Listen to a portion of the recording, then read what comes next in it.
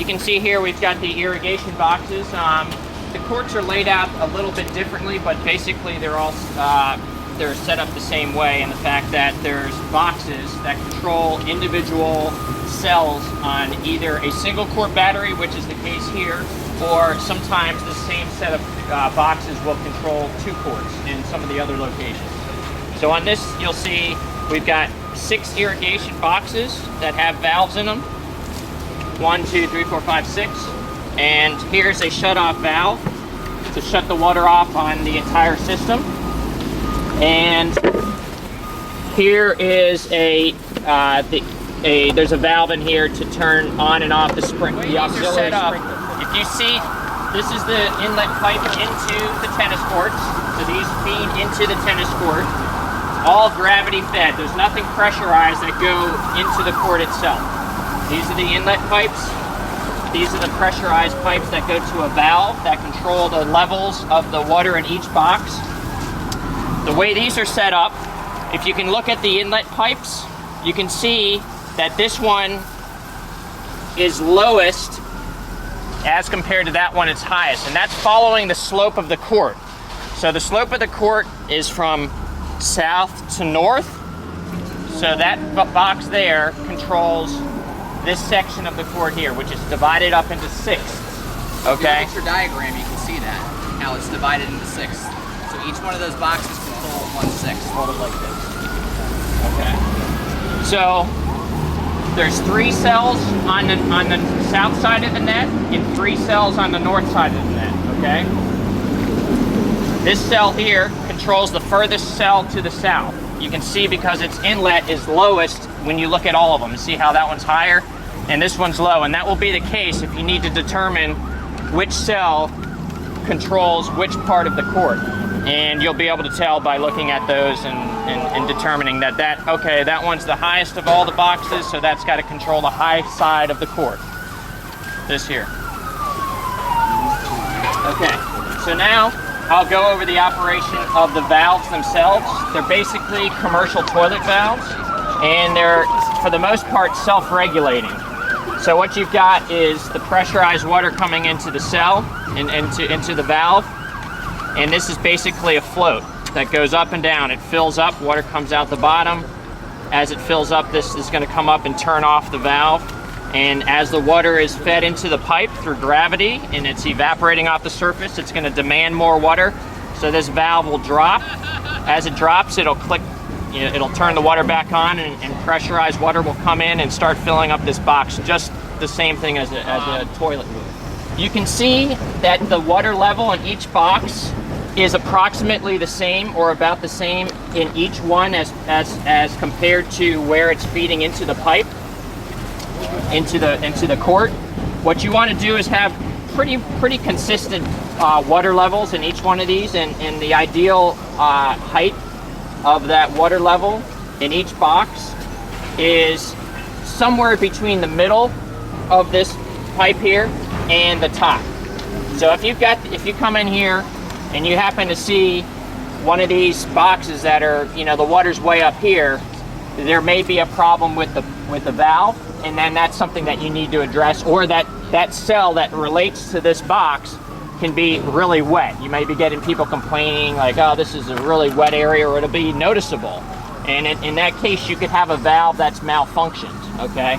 And you'll be able to identify by which zone, which box it is. Even if you don't look at these first, you'll know, okay, it's the furthest one down there. I know that's got to be the low cell right here. And this one oftentimes can be set a little bit lower because it's the low end of the court and the water all drains to that side. So it's the last cell typically to drain.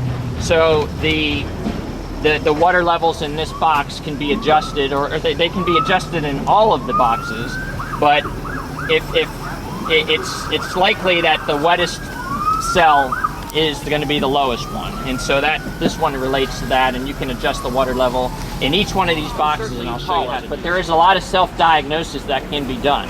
Okay. And what I was referring to is if you're finding an area or a zone that tends to be too wet. Yes. All of these valves can be adjusted, okay? We've adjusted them all ourselves. But there's a thumb screw here, okay? This thumb screw, you can see, operates on a thread. This whole threaded rod here is threaded into the float part of the valve. Okay. So by turning this, you're increasing the amount of water that's allowed to come in or decreasing it, okay? Okay. Because it's riding up and down here, which is allowing the level of this box to be adjusted somewhat. And again, you're trying to find your optimum level, and they're all set to this now, somewhere in the middle to the middle upper part of these inlet pipes, okay? So if the water, if it's too wet, am I, as the provider, allowed to go in there and adjust that? Yes, you can. Okay. You can do that. And again, this thumb screw here is how that is adjusted. As this, you turn it right to increase, clockwise to increase the amount of water, because that raises this float valve up, so that will allow more water to come in before it shuts off. If it's that's if it's too dry, you're gonna put more water in. If it's too wet, you're gonna crank this thumb screw down, which is going to shut the water off sooner. It's not going to allow as much water in there. So counterclockwise is less water, clockwise is more water. Okay? Yeah. Everything again is non-pressurized inside the court. It's only pressurized till it comes up to this valve. So adjustments that you make here are not going to be instantaneous. You're going to have to make an adjustment, and what I would do if it is too wet or too dry, you're going to take maybe 2 full turns with your thumb like that, okay? And that's it. That will adjust this a couple centimeters or millimeters really in the up or down position, and then you'll wait. You know, you'll wait 24 hours before you're going to be able to notice a difference on that zone, okay? If you determine that what you did was not enough, then you do it a little bit more, okay? And then that will adjust it, and you're going to wait. Same thing if it's too dry.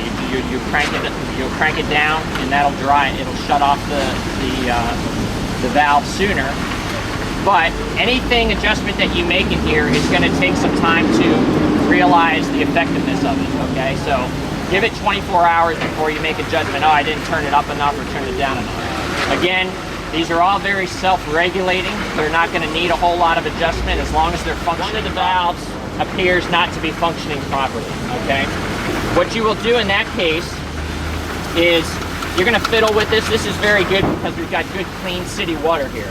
But what can happen if a water line breaks or something and there's a repair on the water line, then there is the ability for something to get stuck in the supply line. And then it'll go in and maybe it'll come in and block this valve from operating properly. So what you're going to do in that case, if you're not getting any, you can manually lift and lower this. If you can hear it's running now, I know that valve's working. When you lift it up, it'll take a second and it'll shut off. So you're gonna, that's the first thing, diagnosis. That doesn't require shutting anything off or doing, you assess the functionality of the valve by doing that. If it doesn't seem like it's working properly, what you can do is identify the valve, which box it's in. You're gonna shut off the water completely. So this is the main shut off for this set of valves. So you just shut it off. And that takes the pressure out of the feed line, which what you're able to do then is, and this is just an example of what's in here. This is just a normal threaded type hose fitting. This part's going to be staying in the box. Then you can wiggle this thing out. This is, you can see the valve itself. Within what's left on this section here that's sticking out, you've got a small nipple that can sometimes get clogged. This pops out of here. All the water that's feeding the court's going through this one little section. So if a little piece of PVC or something or a little rock gets stuck in there, that'll affect the functionality of these valves. Blow it out. A lot of times, it's just something like this. You blow it out. Yeah, you gotta look, oh, there's something in there, blow it out, get it wet, put it back in, and go like this. So the other thing that can happen with a malfunctioning valve is, say you've taken this off, you've determined this is functioning properly, there's nothing blocking the waterway, you've got another option before you have to replace the valve. There's a replacement part on this valve that you should know about, because it's oftentimes can be something that that, not oftentimes, but it is something that can malfunction and you'll need to replace.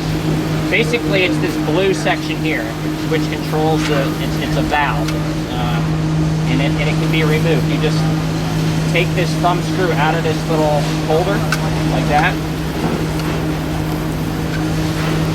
and then this part can be turned and taken out. So you've got a little diaphragm in here that can malfunction, a couple other little parts in here that can be bad. So how do I know that's bad? If the valve isn't functioning properly, either it's not shutting off or it's not turning on. So a lot of times this is the first, after you make sure it's cleaned and there's nothing in the inlet pipe. After I blow it out the first time, I still have to wait 24 hours. No, you'll be able to tell if what you did is functioning by working it manually like this, okay? You blew it out. Oh well, the water's off now. Turn the water on. So, you hear that one's running? Yes. Okay. And then it shuts off. So you'll be able to determine that manually. Okay, press it down as long as water's squirting through it. You can also feel underneath. So you press down on this thumb screw, you're manually turning it on. You feel underneath and you can feel some water. So reach in there and feel underneath the valve. You can feel the water coming out. Absolutely. Okay? And then when that floats up, it's going to shut off and there won't be anything in there. Okay? So you've got this other part of the valve that can be replaced without having to replace the entire valve itself. And oftentimes this is what the culprit is. So this thing we'll get you some new ones of these. You can just put it in and it just gets kind of put in like this. And then locked in. So it goes in, it turns, and locks into the up position, and then you put that thumb screw back into that little catch. See that catch comes out underneath? You got to put that back in there because that's what's controlling the functional component of these valves, or these boxes, is a drain line. There's a drain line on here. That's what these elbows are. These elbows are positioned so that, say you have a heavy rain event. Water falls on these courts. Water can technically backfill into the system, into these boxes, okay?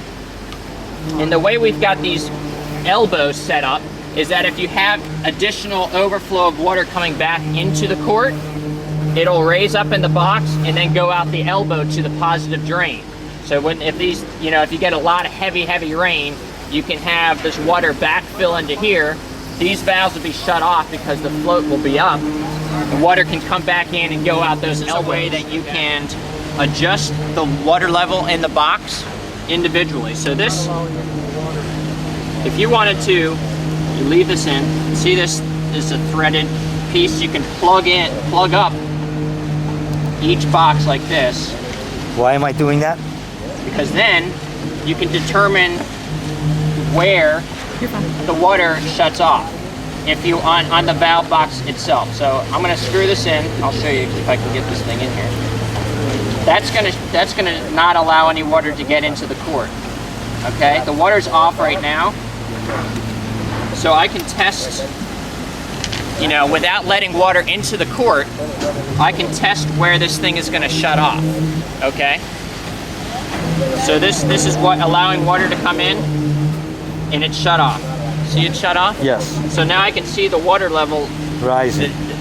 Where it's rose, it's stopped now because the water's off, and I can without letting any water into the court, and it's not Correct. going out the drain. So you can test each box individually to see where the water is stopping. At what level it is, because you're not letting any water go. It's not coming out the drain, it's not going into the court. So you can individually check the water levels in each box if you want by testing it, by screwing in the plug in each one, and then you can test it. And that should be about right, just before the end. Yeah, exactly. Right. It's somewhere in the middle to the high end of, that's where you want these things shutting off. If you put that plug in, and this thing's running, and it's not stopping until you get up here, Right. this is either maladjusted or it's broken, it's not functioning properly. Got it. If it doesn't shut off, this thing would continue to rise, and then it would start overflowing into these elbows. You want to have them above, obviously, the level of the court, because A lot of times I've come to places and these elbows are down and the water's just running out and it's running right out the boxes. So you're wasting a whole lot of water. So you want to make sure that's not happening.